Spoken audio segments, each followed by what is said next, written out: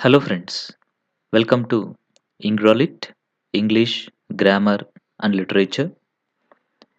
Already ఇంతకుముందు వీడియోలో తెలంగాణ స్టేట్‌కి సంబంధించినటువంటి ఇంగ్లీష్ జూనియర్ లెక్చరర్ కోర్స్ గురించి కంప్లీట్‌గా డీటెయిల్డ్‌గా వివరించడం జరిగింది. దానికి సంబంధించినటువంటి లింక్ కూడా నేను డిస్క్రిప్షన్‌లో ఇవ్వడం అనేది జరుగుతుంది. ఎవరైనా ఆ వీడియో చూడకుంటే ఆ లింక్‌ని ప్రెస్ చేసి just you can watch that. So, ఇంగ్రాలిట్ అనేటువంటిది ఇప్పుడు యాప్ రూపంలో ప్లే స్టోర్‌లో అవైలబిలిటీలో ఉంది. ఇందులో ప్రెజెంట్ ట్రెండింగ్‌గా ఉన్నటువంటి కోర్స్ ఏంటి అంటే ఇంగ్లీష్ జూనియర్ లెక్చరర్ కోర్స్.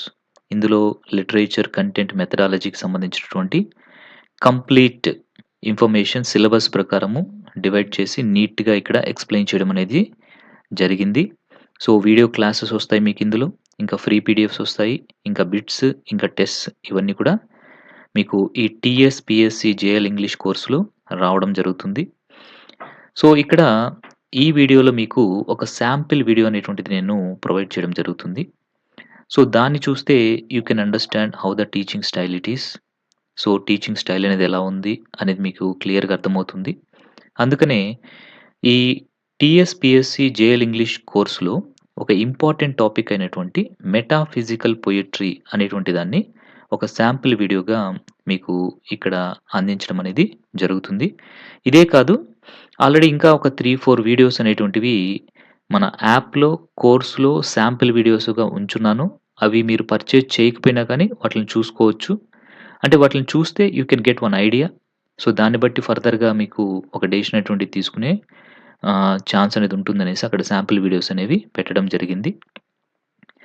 ఇంకా మీకేదన్నా డౌట్స్ ఉంటే కోర్స్ గురించి just you can contact me and my name is M Balaji and my contact number is 7799691771.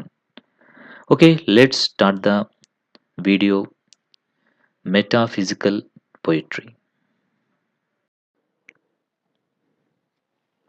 Hello friends, welcome to ఇంగ్రాలిట్. ఈ క్లాస్లో మనం ఇంగ్లీష్ లిటరేచర్లోని వెరీ ఇంపార్టెంట్ టాపిక్ అయినటువంటి మెటాఫిజికల్ పొయెట్రీ అనేటువంటి దాని గురించి డిస్కస్ చేసుకుందాం. The word metaphysical poetry is a philosophical concept used in literature where poets portray things, ideas that are beyond the direction of the physical existence. అంటే metaphysical poetry అనేటువంటి word ఒక philosophical concept కింద మనం తీసుకోవచ్చు English లిటరేచర్లో. ఇక్కడ పొయెట్స్ ఏం చేస్తారు అంటే వాళ్ళ యొక్క ఐడియాస్ని, వాళ్ళ యొక్క థాట్స్ని వాళ్ళు ఫిజికల్ ఎగ్జిస్టెన్స్కి బియాండ్గా వాళ్ళు ఆలోచించి చేయడం అనేది జరుగుతుంది. అంటే ఇక్కడ మెటా అంటే ఏంటంటే బియాండ్ అనమాట. ఫిజికల్ అంటే సో మనందరికీ తెలుసు ద ఫిజికల్ నేచర్ అనేసి మనం చెప్పుకోవచ్చు. అంటే మెటాఫిజికల్ పొయెట్రీ అంటే ఏంటంటే సో ఇక్కడ పొయెట్స్ ఏం చేస్తారు అంటే బియాండ్ ఫిజికల్ నేచర్కి రిలేటెడ్గా ఉండేటువంటి థీమ్స్ని, ఇంకా బియాండ్ ఫిజికల్ నేచర్కి రిలేటెడ్గా ఉండేటువంటి థాట్స్ని they use in this poetry. అంటే ఫిజికల్ అంటే మన కంటికి కనిపించేది అనేసి కూడా మనం చెప్పొచ్చు. We can touch it, we can see it, we can smell it, we can hear it. These are all nothing but the physical.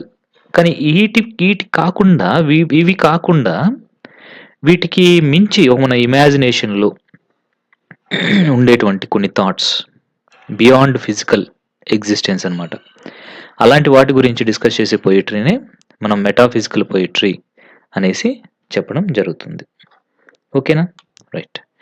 ఇప్పుడు ఈ వర్డ్ ఆరిజిన్ గురించి తెలుసుకుందాం. ఈ metaphysical is the combination of 2 words. So metaphysical అనేటువంటిది 2 words యొక్క combination అనమాట. Meta and physical. ఆ 2 words ఏంటి అంటే మెటా అనేటువంటిది ఒక వర్డ్, ఫిజికల్ అనేటువంటిది మరొక word. Meta means beyond. So meta అంటే అర్థం ఏంటంటే బియాండ్ అనేసి meaning. Physical means physical nature. So metaphysical means beyond physical nature. So మనము దీన్ని కనుక క్లియర్గా అర్థం చేసుకున్నాము అంటే the meaning of metaphysical poetry should be understood. అంటే మెటాఫిజికల్ అనేటువంటిది 2 వర్డ్స్ యొక్క కాంబినేషన్. సో ఆ 2 వర్డ్స్ ఏంటి అంటే మెటా అనేది ఒక వర్డ్, ఫిజికల్ అనేది మరొక వర్డ్. సో మెటా అంటే మీనింగ్ ఏంటి అంటే బియాండ్. ఫిజికల్ అంటే ఫిజికల్ నేచర్. సో రెండిటిని మనము కంబైన్ చేసి చూసినప్పుడు beyond the physical nature is nothing but metaphysical అనేసి మనకి అర్థమవుతుంది. అంటే బియాండ్ ఫిజికల్ నేచర్ ఉండేటువంటి పొయిట్రీ కానీ థాట్స్ కానీ మనము మెటాఫిజికల్ పొయిట్రీ కింద తీసుకోవడం అనేది జరుగుతుంది. It deals with the union of souls. అంటే ఈ మెటాఫిజికల్ పొయిట్రీ అనేటువంటిది యూనియన్ ఆఫ్ సోల్స్ గురించి and the question which cannot be answered by science because it was beyond physical and beyond reality. అంటే ఇందులో ఉండేటువంటి ఈ మెటాఫిజికల్ పొయిట్రీ అనేటువంటి దాంట్లో ఎలా ఉంటుంది అంటే ఇది సోల్స్ యొక్క యూనియన్ గురించి డిస్కస్ చేస్తుంది. అంటే సోల్ అనేది మనం చూడలేము. సో దాన్ని ప్రూవ్ చేయాలన్నా we don't have any scientific proof కదా. సో ఇలాంటి విషయాల గురించి ఈ మెటాఫిజికల్ పొయిట్రీ అనేటువంటిది చెప్తుంది. అంటే the question which cannot be answered by science. ఈ మెటాఫిజికల్ పొయిట్రీ అనేటువంటి దాంట్లో థీమ్స్ కానీ ఇవన్నీ ఎలా ఉంటాయంటే సైన్స్ చేత ఆన్సర్ చెయ్యబడలేనటువంటి క్వశ్చన్స్ అన్నీ కూడా మనకి మెటాఫిజికల్ పొయిట్రీలో కనిపిస్తాయి. Because it was beyond the physical and beyond reality. So రియాలిటీలో లేనటువంటివి బియాండ్ ఫిజికల్గా సంబంధించినటువంటి విషయాలన్నీ కూడా ఈ మెటాఫిజికల్ పొయిట్రీలో మనం చూడొచ్చు. The meaning is clear here that it deals with the ideas or objects that are beyond the existence in the physical world. So ఒక్క చిన్న లైన్లో చెప్పాలి అంటే the metaphysical poetry deals with beyond the existence in the physical world. అంటే ideas కావచ్చు, objects కావచ్చు, ఇవన్నీ కూడా beyond the existence of the physical world ఏవైతే ఉంటాయో వాటికి సంబంధించినటువంటి వాటి గురించి డిస్కస్ చేసేదే ఈ మెటాఫిజికల్ పొయిట్రీ అనేసి మనం చెప్పొచ్చు. Samuel Johnson was the first to coin the term metaphysical poetry. So ఎవరు ఈ మెటాఫిజికల్ పొయిట్రీ అనేటువంటి దాన్ని కాయిన్ చేశారు, ఈ టర్మ్ని కాయిన్ చేశారు అంటే ముందుగా యూజ్ చేశారు లేదా కాయిన్ చేశారు అంటే శామ్యూల్ జాన్సన్ గారు. సో ఈ మెటాఫిజికల్ పొయిట్రీ అనేటువంటి దాన్ని ఫస్ట్ కాయిన్ చేయడం జరిగింది. It's a very very important bit, you should remember it. The metaphysical poetry the term was coined by అంటే శామ్యూల్ జాన్సన్. ఫస్ట్ ఇతనే దీన్ని యూజ్ చేయడం జరిగింది. Origin of the word. So ఇప్పుడు ఈ వర్డ్ గురించి మనం తెలుసుకుందాం. ఎలాగా శామ్యూల్ జాన్సన్ గారు ఫస్ట్ ఈ వర్డ్ని కాయిన్ చేశారు, మెటాఫిజికల్ పొయిట్రీ అనేటువంటి టర్మ్ని ఎలా కాయిన్ చేశారు అనేది ఇప్పుడు చూద్దాం మనం.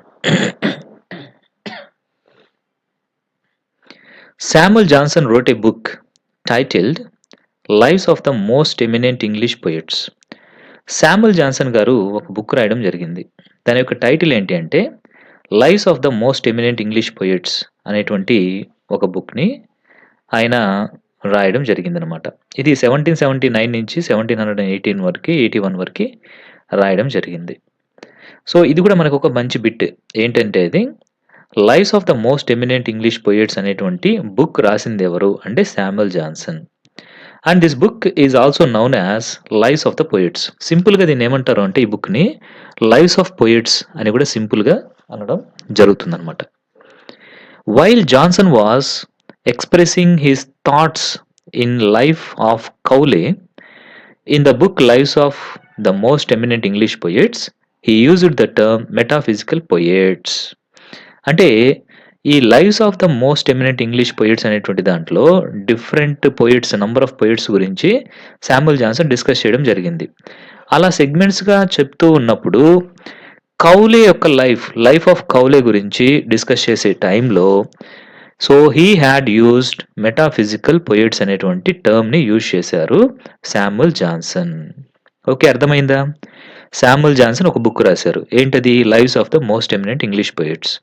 సో ఈ lives of the most eminent English పొయిట్స్లో ఆయన ఎంతమంది పొయిట్స్ గురించి రాశారు, బయోగ్రఫీస్ గురించి, షార్ట్ బయోగ్రఫీస్ గురించి రాశారు అంటే నియర్లీ 52 పొయిట్స్ గురించి he had written in the book lives of the most eminent English పొయిట్స్లో రాయడం జరిగింది. సో ఈ 52 పొయిట్స్లో ఒక పొయిట్ ఎవరు అంటే కౌలీ. సో లైఫ్ ఆఫ్ కౌలీ అనేటువంటి ఆ సెగ్మెంట్లో తను ఈ మెటాఫిజికల్ పొయిట్స్ అనేటువంటి టర్మ్ని ఆయన యూజ్ చేయడం జరిగింది. I hope you understood now. ఓకేనా? Right. But Johnson did not intend to use this word in its true sense. కానీ జాన్సన్ గారు దీని యొక్క ట్రూ సెన్స్‌లో ఆయనేమి యూజ్ చేయలేదు దీన్ని. ఈ వర్డ్‌ని. అంటే beyond nature, beyond the thoughts and the ideas which were beyond the physical nature అనేటువంటి టర్మ్‌లో ఆయనేమి యూజ్ చేయలేదు. In that he was probably referring to a witticism of John Dryden. So అందులో ఆయన ఒక రెఫరెన్స్ మాత్రం తీసుకున్నాడు జాన్ డ్రైడెన్ యొక్క విటిసిజం గురించి. సో జాన్ డ్రైడెన్ ఏం చెప్పారు అంటే, who said of John Donne. John Donne గురించి జాన్ డ్రైడెన్ ఏం చెప్పారు అంటే, he affects the metaphysics not only in his satires but in his amorous verses అనేసి చెప్పడం జరిగిందనమాట. అంటే జాన్ డన్ గురించి డ్రైడెన్ గారు ఒక కామెంట్ చేశారు. ఏంటంటే అది, he affects the metaphysics not only in his satires but in his amorous verses అనేసి ఈ సెంటెన్సెస్ చెప్పింది ఎవరు అంటే జాన్ డన్.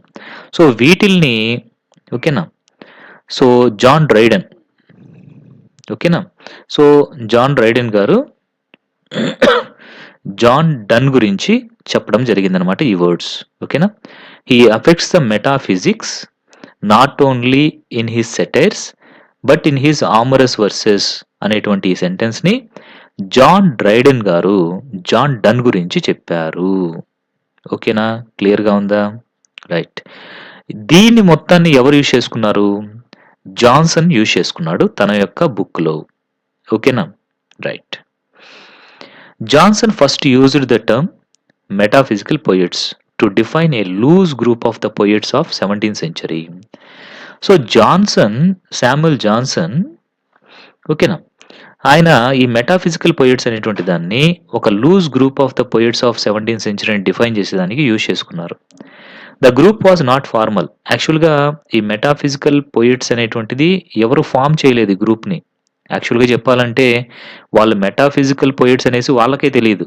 ఎందుకంటే వాళ్ళు బతుకున్నంత కాలం ఎవరు కూడా ఈ మెటాఫిజికల్ పోయిట్స్ మీరు లేదా మీది ఒక గ్రూప్ మెటాఫిజికల్ గ్రూప్ అనేసి they also did not know. తరువాత అంటే వాళ్ళు పాటికి వాళ్ళు పోయమ్స్ రాసేశారు, ఇండివిజువల్ పీపుల్ వాళ్ళు. అలా రాసేసిన తర్వాత వీళ్ళలో ఉన్నటువంటి కామన్ పాయింట్స్ని చూసి ద నెక్స్ట్ పర్సన్స్ ఆ తర్వాత వచ్చినటువంటి వాళ్ళందరూ కూడా ఏం చేశారు అంటే they made one group that is nothing but metaphysical group. అర్థమైంది అనుకుంటాను మీకు. So the group was not formal. Most of these poets who put in this category did not know each other and they did not read each others writings.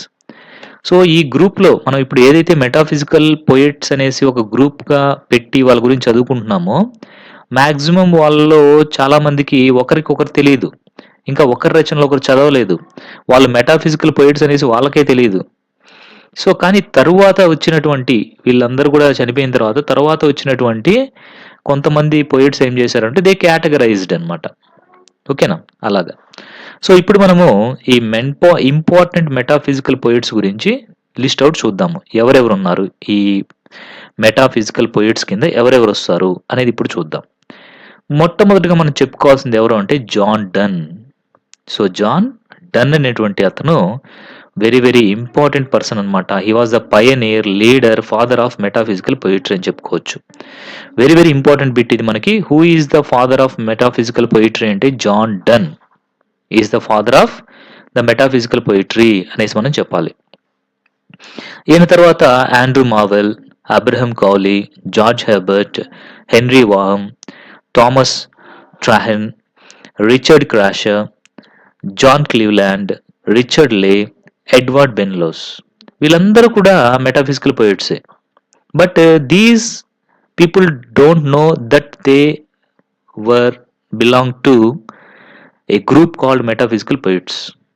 అసలు వాళ్ళకి వీళ్ళలో చాలా మందికి ఒకరి ఒక్క రచనలో ఒకరు చదవలేదు. They did not know each other also. Johnson noted that all of these poets had the same style of wit and conceit in their poetry. So Johnson గారు ఏం చేశారు అంటే, శామ్యుయల్ జాన్సన్ ఈ పోయిట్స్ అందరూ కూడా ఒక సేమ్ స్టైల్ని, ఇంకా సేమ్ కైండ్ ఆఫ్ విట్ని, ఇంకా సేమ్ కైండ్ ఆఫ్ కన్సీట్ని వాళ్ళ యొక్క పొయిట్రీలో యూజ్ చేశారు అనేసి శామ్యుయల్ జాన్సన్ గారు చెప్పడం జరిగిందనమాట.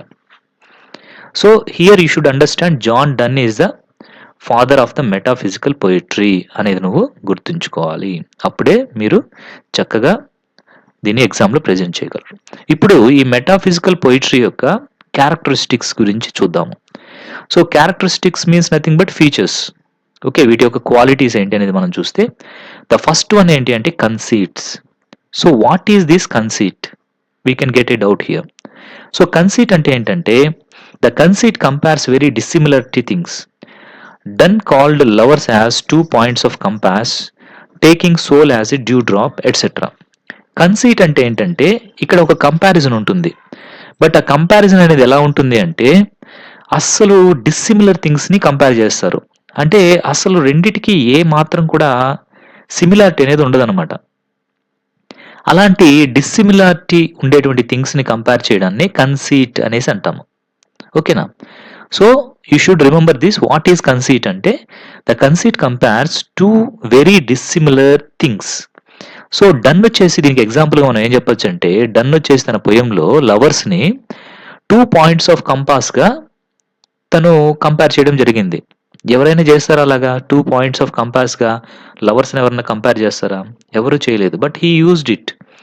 అలాగే soul as a dew drop అంటే సోల్ని తను ఎలా కంపేర్ చేశాడు అంటే డ్యూ డ్రాప్ లాగా కంపేర్ చేశాడు. అది ఎలా కంపేర్ చేస్తాడు? సోల్ని అసలు మనం చూడగలమా? లేదు. But he had thought that సోల్ని ఎలా కంపేర్ చేశాడు అంటే ఒక డ్యూ డ్రాప్ లాగా కంపేర్ చేశాడు. ఇలాగనమాట. So the unusual comparison of things in poetry is called conceit. అంటే యూజువల్గా ఉండే కంపారిజన్ కాదు, వెరీ డిస్సిమిలర్ అండ్ అన్యూజువల్ కంపారిజన్నే మనం కన్సీట్ అనేసి అంటాము. The metaphysical poets have the ability for unusual witty comparison, juxtaposition and imagery. So ఈ విధంగా అన్యూజువల్ విటీ కంపారిజన్ ఉంటుంది, జుక్స్టాపోజిషన్ ఉంటుంది, ఇమాజరీ ఉంటుంది. సో వీటన్నిటినీ మనము ఈ క్యారెక్టరిస్టిక్స్ ఆఫ్ మెటాఫిజికల్ పోయిట్రీగా తీసుకోవచ్చు. These unusual comparisons are metaphysical conceits. ఈ విధంగా ఉండేటువంటి అన్యూజువల్ కంపారిజన్స్నే మనం ఏమని పిలుస్తాము అంటే మెటాఫిజికల్ కన్సీట్స్ అనేసి పిలుస్తాము. In Twickenham garden John Donne used spider love. So దీనికి ఎగ్జాంపుల్స్గా మనం ఏం తీసుకోవచ్చు అంటే ట్వికమ్ గార్డెన్ అనేటువంటి జాన్ డన్ యొక్క వర్క్లో ఆయన ఏం యూజ్ చేశాడు అంటే స్పైడర్ లవ్ అనేసి ఒక టర్మ్ యూజ్ చేశాడు. సో అంటే ఇది ఒక అన్యూజువల్ కదా, స్పైడర్ లవ్ ఏంటి? సో జనరల్గా ఎవరు ఇలాంటిది యూజ్ చేయరు అనమాట. So it is one unusual thing. And he compared his lovers tears to wine of love. So this is juxtaposition. అంటే ఇక్కడ లవర్స్ యొక్క టీయర్స్ని అతను ఎలా కంపేర్ చేశాడో తెలుసా? డన్. సో వైన్ ఆఫ్ లవ్గా కంపేర్ చేశాడు. అసలు ఏమన్నా సిమిలారిటీ ఉందా వాటికి? There is no similarity between these things, but the comparison is like that. So ఇలాగ అన్యూజువల్ కంపారిజన్స్ ఉంటే we will call that is conceit. ఓకేనా? రైట్. సో ఇది ఒక కన్సీట్స్ అనేటువంటిది ఒక ఫీచర్ అనమాట, characteristic of metaphysical poetry. So ఇప్పుడు next చూద్దాం మనము. నెక్స్ట్ది ఏంటంటే unification of sensibility. So metaphysical poetry is the union of thoughts and emotions. Sir unification of sensibility అంటే ఏంటంటే సో ఇక్కడే మనకు అర్థమైపోతుంది union of thoughts and emotions. మన యొక్క ఎమోషన్స్ని థాట్స్ని యూనియన్ చేయడమే unification of sensibility. Metaphysical poets felt their thoughts and inseparably they use both thoughts and emotions. అంటే మెటాఫిజికల్ పోయిట్స్ ఏమని ఫీల్ అయ్యేవాళ్ళు అంటే వాళ్ళ యొక్క ఎమోషన్స్ థాట్స్ రెండింటినీ ఇన్సపరబుల్గా చూసేవాళ్ళు అనమాట. అంటే థాట్స్ ఎమోషన్స్ రెండు కూడా మనం సపరేట్ చేయలేము. సో రెండు కూడా they depend on each other. So అంతేకాకుండా అవి రెండు కూడా ఒకదానితో ఒకటి కలిసిపోయి ఉంటాయి. కాబట్టి we can't separate the thoughts and hour emotions అనేసి వీళ్ళు నమ్మేవాళ్ళు అనమాట మెటాఫిజికల్ పోయిట్స్. నెక్స్ట్ వన్ ఏంటి అంటే అబ్రప్ట్ ఓపెనింగ్. అంటే సడన్ ఓపెనింగ్ ఉంటుందన్నమాట. అంటే అలాంటి ఓపెనింగ్ అసలు మనం ఎక్స్పెక్ట్ చేయము, but they gives a kind of abrupt opening. Most of the metaphysical poems open in an abrupt manner. These poets deliberately used this technique to grasp the attention of the writers. మరి ఇలాంటి abrupt ending opening ని ఎందుకు ఇస్తారు, ఎందుకు use చేస్తారు ఈ poets, metaphysical poets అంటే to grasp the attention of the readers. అలాప్పుడే కదా రీడర్స్ వచ్చేసి ఇంట్రెస్ట్‌గా ఆ పోయెమ్‌ని చదువుతారు. అందుకోసం అనేసి వీళ్ళు ఓపెనింగ్ అనేది అబ్రప్ట్‌గా ఉంటుందనమాట. అంటే ఏంట్రా ఇది ఇట్లా ఉంది, ఇట్లా కూడా స్టార్ట్ అవుతుందా పోయెము అనేసి అనిపించేలాగా ఉంటుంది. సో, ఇక్కడ కొన్ని ఎగ్జాంపుల్స్ ఉన్నాయి చూడండి. సో, జాన్ డన్ రాసినటువంటి ద క్యాననైజేషన్ అనేటువంటి పోయెమ్‌లో స్టార్టింగ్ లైన్స్ ఇలా ఉంటాయన్నమాట. For God's sake hold your tongue and let me love. So, ఇలా ఎవరైనా చెప్తారా? For God's sake hold your tongue and let me love అనేది జాన్ డన్ రాసినటువంటి కాననైజేషన్ అనేటువంటి పోయంలో యూజ్ చేయడం జరిగింది. ఇంకా డన్ రాసినటువంటి ద సన్ రైజింగ్ అనేటువంటి పోయంలో busy old fool unruly sun అనేసి అంటాడనమాట డన్. అంటే సూర్యుడిని ఏదో తిడుతున్నట్లుగా busy old fool unruly sun అనేసి అంటాడు. అంటే జనరల్‌గా ఎవరు ఇలాగ అబ్రప్ట్‌గా పోయమ్స్‌ని స్టార్ట్ చేయరు.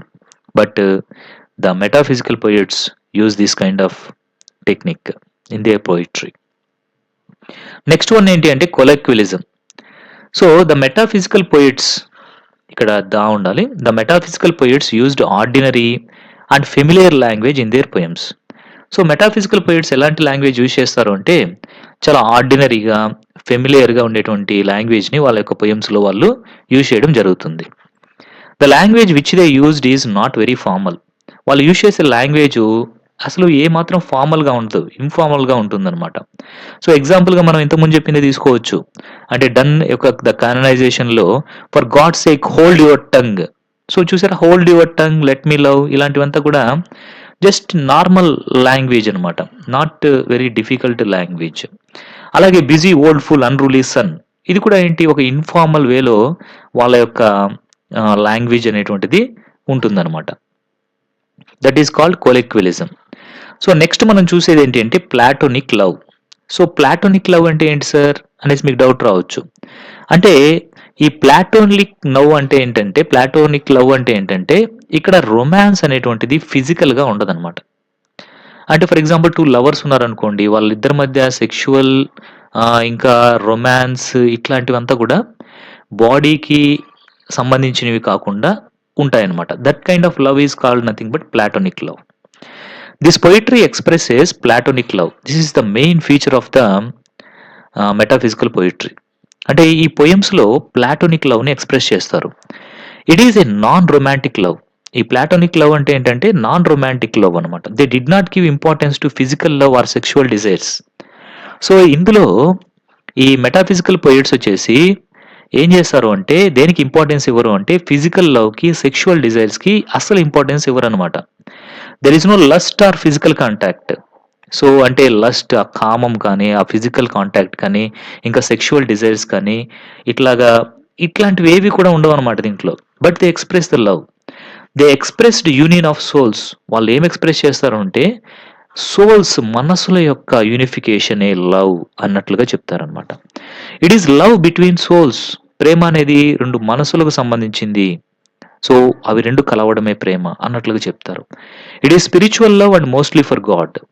So mostly this kind of love is nothing but spiritual love and mostly for గాడ్గా వాళ్ళు చూపించడం జరుగుతుంది. So you should remember that platonic love means there is no involvement of physical desires, lust, physical contact, sexual desires ఇవేవి కాకుండా the unification of souls లేదా love between souls, ఇలాంటి దాన్ని మనం ప్లాటోనిక్ లవ్ అనేసి అంటాము. సో మీకు అర్థమైంది అనుకుంటాను. So this is also the main feature of the metaphysical poetry. So next one ఏంటి అంటే విట్. సో విట్ అంటే ఏంటి మనకు తెలుసు, విట్ అండ్ హ్యూమర్ అంటుంటాము. అంటే కొంచెం ఫన్గా, కొంచెం మనకి అలా సంతోషాన్ని కలిగించే, జాయ్ని కలిగించేటువంటి విషయాలు కూడా ఇందులో ఉంటాయి మనకి. This poetry is intellectual and witty. ఎలా ఉంటుందంటే ఈ పొయిట్రీ అనేటువంటిది చాలా ఇంటలెక్చువల్గా ఉంటుంది, అలాగే కొంచెం ఫన్ కూడా దీంట్లో మిక్స్ అయి ఉంటుంది. Even though it talks about, అంటే తెలివితేటలు ఉంటాయి అనమాట. విట్టి అంటే ఇక్కడ not only fun, the fun with intelligence అనమాట, అలా చెప్పుకోవచ్చు మనం. Even though it talks about serious stuff, it talks about it in a humorous way. అంటే ఆ టాపిక్ ఒకవేళ సీరియస్ అయినప్పటికీ కూడా, సీరియస్ విషయం గురించి మాట్లాడుతున్నప్పటికీ కూడా దాన్ని ఎలా చెప్తారు అంటే కొంచెం హ్యూమర్ టచ్ తోటి చెప్తారనమాట. That is the speciality of the metaphysical poets. The tone is sometimes light. ఇంకా సీరియస్ మ్యాటర్ చెప్పేటప్పుడు కూడా టోన్ ఎలా ఉంటుంది అంటే లైట్‌గా ఉంటుంది. అంటే హ్యూమర్ మిక్స్ అయ్యి ఉంటుంది.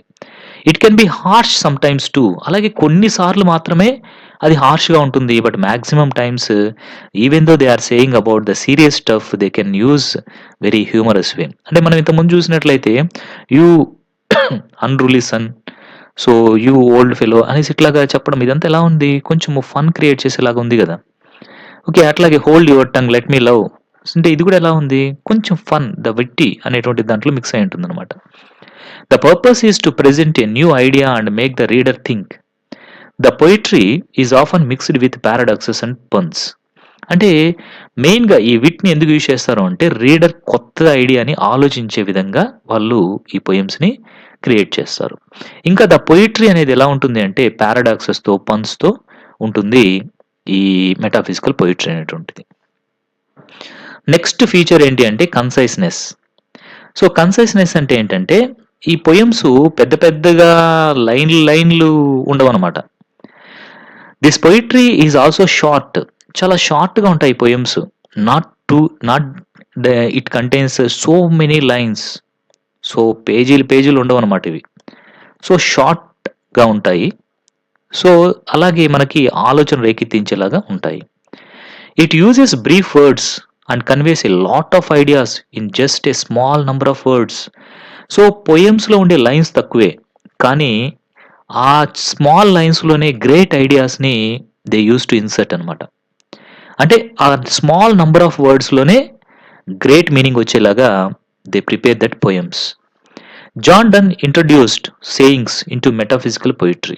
సో, జాన్ డన్ ఏం చేశాడు అంటే సేయింగ్స్ అనేటువంటి వాటిల్ని ఈ మెటాఫిజికల్ పొయట్రీలో ఇంట్రొడ్యూస్ చేసేయడం జరిగిందనమాట. అంటే sayings also John Donne used in this metaphysical poetry. అంటే ఇక్కడ కన్సైజ్‌నెస్ అంటే తెలుసుకోండి నథింగ్ బట్ ద షార్ట్ అనేసి. సో, మెటాఫిజికల్ పొయట్రీ అనగానే they don't write more pages and pages, lines and lines, number of words they don't use. So their intention is in very less lines and in very less words they wanted to convey the greater meaning. That is their intention. Okay, అది మరొక feature of this metaphysical poetry. So, ఇప్పుడు మరొక feature చూసాము అంటే అదేంటి అంటే lack of clarity. So, clarity అనేది ఒక్కోసారి మనకి క్లియర్‌గా ఉండదు. అంటే the main intention of the writer is to make the readers think for a while. So, మరి అలాంటప్పుడు అన్నీ అరటిపండు వలిచి మనకి చెప్పినట్లుగా చెప్తే కుదరదు. సో, రీడర్స్ కూడా ఆలోచించాలి. కాబట్టి వాళ్ళకి కొంత మైండ్‌కి కొంచెం పజిల్ లాగా ఉండాలి అని కూడా వీళ్ళు ఆలోచించేవాళ్ళు. This poetry contains fantastic form and style. చాలా మంచి ఫార్మ్ అండ్ స్టైల్ ఉంటాయి ఈ పొయట్రీలో. This poetry is unclear as it provides such complicated themes. So, complicated themes గురించి చెప్పేటప్పుడు కొంచెం అన్‌క్లియర్‌గా ఉంటాయి ఇవి. Metaphysical poetry talks about deep things like soul, love, religion etcetera. అంటే ఈ మెటాఫిజికల్ పొయట్రీలో వాళ్ళు డీల్ చేసేటువంటి పాయింట్స్ అలాంటివి. ఏంటవి? సోల్ గురించి, లవ్ గురించి, రిలీజియన్ గురించి ఇలాంటి టాపిక్స్ వచ్చినప్పుడు maybe those are the complicated themes అనమాట. మరి వాటిల్ని అర్థం చేసుకోవాలంటే it takes some time. So, కాబట్టి అంత క్లారిటీగా ఉండవు. There can be unusual philosophies and comparisons that will make you think and ponder. అంటే వాళ్ళు యూజ్ చేసేటువంటి ఫిలాసఫీస్ అన్యూజువల్‌గా ఉంటాయి. ఇంకా వాళ్ళు యూజ్ చేసేటువంటి కన్సీట్స్ అంటే కంపారిజన్స్ అవి కూడా ఎలా ఉంటాయి? అన్యూజువల్‌గా ఉంటాయి. సో, ఇన్ దోస్ టైమ్స్ అలాంటి సిట్యుయేషన్ వచ్చినప్పుడు నువ్వు ఆ పోయెమ్ చదువుతున్నప్పుడు you will think of that. అంటే దాని గురించి ఆలోచిస్తావు. ఆ విధంగా వాళ్ళు పోయెమ్స్ అనేటువంటివి రాయడం జరుగుతుంది. సో, ఇప్పుడు మనం ఒక్కసారి దీనికి ఉన్నటువంటి ఫీచర్స్ ఏమేమి ఉన్నాయి అనేది గనక మనం చూసినట్లయితే the features of or the characteristics of metaphysical poetry కింద కన్సీట్స్ వస్తుంది, యూనిఫికేషన్ ఆఫ్ సెన్సిబిలిటీ వస్తుంది, ఇంకా అబ్రప్ట్ ఓపెనింగ్ వస్తుంది, ఇంకా కొలోక్వియలిజం, ఇంకా వచ్చేసి ప్లాటోనిక్ లవ్, ఇంకా విట్, ఇంకా కన్సైజ్‌నెస్, ఇంకా వచ్చేసి ల్యాక్ ఆఫ్ క్లారిటీ ఇవన్నీ కూడా మనకి రావడం జరుగుతుంది. ఇప్పుడు కొంత ఇంపార్టెంట్ ఇన్ఫర్మేషన్ మనం ఇక్కడ చూద్దాము ఈ మెటాఫిజికల్ పొయట్రీ గురించి. శామ్యూల్ జాన్సన్ తన యొక్క వర్క్ అయినటువంటి లైఫ్ ఆఫ్ అబ్రహం కౌలే అనేటువంటి దాంట్లో ఏం చేశాడు అంటే మెటాఫిజికల్ పోయట్స్ అనేటువంటి టర్మ్‌ని యూజ్ చేయడం జరిగింది. So, the most heterogeneous ideas are yoked by the violence together అనేసి కూడా ఆయన చెప్పడం జరిగిందనమాట. నెక్స్ట్ టిఎస్ ఎలియట్ ఒక క్రిటికల్ ఎస్సే రాశాడు. దాని యొక్క పేరు ఏంటి అంటే ద మెటాఫిజికల్ పొయిట్స్ అనేటువంటిది రాశారు. ఇది 1921లో రాయడం జరిగిందనమాట. సో టిఎస్ ఎలియట్ రాసినటువంటి ఒక క్రిటికల్ ఎస్సే నేమ్ ఏంటి అంటే the metaphysical poets. So who wrote the metaphysical poets essay అని అడిగితే టిఎస్ ఎలియట్. సో ఎప్పుడు రాశారు అంటే in 1921. This essay is actually a review of Herbert J C Grierson's work. So ఈ ఎస్సే ఏంటి అంటే టిఎస్ ఎలియట్ రాసినటువంటి మెటాఫిజికల్ పొయిట్స్ అనేటువంటి ఎస్సే ఏంటి అంటే ఇట్ ఈస్ ఎ రివ్యూ అనమాట. సో దేనికి సంబంధించిన రివ్యూ అంటే హెర్బర్ట్ జేసీ గ్రీసన్ రాసినటువంటి వర్క్ పైన ఉన్నటువంటి రివ్యూనే ఈ మెటాఫిజికల్ పొయిట్స్ అనేటువంటి ఎస్సే. సో ఈ హెర్బర్ట్ జేసీ గ్రీసన్ రాసినటువంటి ఆ వర్క్ పేరేంటి అంటే metaphysical lyrics and poems of the 17th century అనేటువంటిది వర్క్ నేమ్ అనమాట. So metaphysical lyrics and the poems of the 17th century అనేటువంటి ఈ వర్క్ని ఎవరు రాశారు అంటే హెర్బర్ట్ జేసీ గ్రీసన్ రాశారు. సో ఈ హెర్బర్ట్ జేసీ గ్రీసన్ రాసినటువంటి metaphysical lyrics and poems of the 17th century అనేటువంటి వర్క్కి రివ్యూ ఎవరు రాశారు అంటే టిఎస్ ఎలియట్ రాశారు. ఆ రివ్యూ యొక్క టైటిల్ ఏంటి అంటే ద మెటాఫిజికల్ పొయిట్స్. ఇటు ఎప్పుడు రాశారు టిఎస్ ఎలియట్ అంటే 1921లో రాయడం జరిగింది. I think you got a clarity here, right. In his essay, Eliot praised the metaphysical poets for the same reason which Dr. Samuel Johnson criticized them. అంటే Elliot ఏం చేశాడు అంటే మెటాఫిజికల్ పొయిట్స్ని ఏం చేశాడు అంటే ప్రైజ్ చేశాడు. బట్ శామ్యుల్సన్ ఏం చేశారు అంటే క్రిటిసైజ్ చేశారు. సో ఎలాగ క్రిటిసైజ్ చేశాడు అంటే శామ్యుల్ జాన్సన్ ఎలాగా క్రిటిసైజ్ చేశారు అంటే సో అసలు సిమిలారిటీ లేనటువంటి ఐడియాస్ని వీళ్ళు ఇక్కడ యూజ్ చేయడం జరిగింది అనేసి జాన్సన్ క్రిటిసైజ్ చేస్తే అదే పాయింట్ పట్టుకొని సో ఎలియట్ ఏం చేశాడు టిఎస్ ఎలియట్ అంటే వాళ్ళని పొగిడాడు. సో అసలు సిమిలారిటీనే లేనటువంటి థింగ్స్ని తీసుకొని వాళ్ళు ఎంత చక్కగా పోయం రాశారు అనేసి ఆయన వాళ్ళ గురించి పొగడడం జరిగిందనమాట. This essay popularized the metaphysical poets. So ఏదైతే ఎస్సే టిఎస్ ఎలియట్ గారు రాశారో మెటాఫిజికల్ పొయిట్స్ అనేసి ఇది మెటాఫిజికల్ పొయిట్స్ని చాలా పాపులర్ చేసిందనమాట. అంటే ఇక్కడ మనకు అర్థమవుతుంది. సో శామ్యుల్ జాన్సన్ ఏమనుకున్నారు అంటే ఈ criticised the metaphysical poets. So హెట్రోజినియస్ ఐడియాస్ని వాళ్ళు యూజ్ చేస్తున్నారు అనేసి శామ్యుల్ జాన్సన్ చెప్తే సో హెట్రోజినియస్ ఐడియాస్తో పొయం తయారు చేయడం అనేది ఎంత గొప్ప విషయం అనేసి టిఎస్ ఎలియట్ వాళ్ళని పొగడడం జరిగింది. ఓకేనా, రైట్. సో దీంతో మనకి ఏం కంప్లీట్ అవుతుంది అంటే మెటాఫిజికల్ పొయిట్రీ గురించి మనం కంప్లీట్ చేసుకోవడం అనేది జరిగింది. సో ఇక్కడ మనము మెటాఫిజికల్ పొయిట్స్ అంటే ఎవరెవరు వస్తారు, ఇంకా వచ్చేసి మెటాఫిజికల్ పొయిట్రీ అనేటువంటి ఆ టర్మ్ యొక్క ఆరిజిన్ ఎక్కడి నుంచి వచ్చింది, ఇంకా వచ్చేసి ఆ మెటాఫిజికల్ పొయిట్స్ అనేటువంటి వాళ్ళ ఏమేమి యూజ్ చేస్తారు, ఇంకా ఈ మెటాఫిజికల్ పొయిట్రీ యొక్క ఫీచర్స్ ఏంటి, వీటన్నిటి గురించి కూడా we have discussed very clearly in our lesson today. మీకు అందరికీ కూడా క్లియర్గా అర్థమైంది అనుకుంటున్నాను. Thank you very much.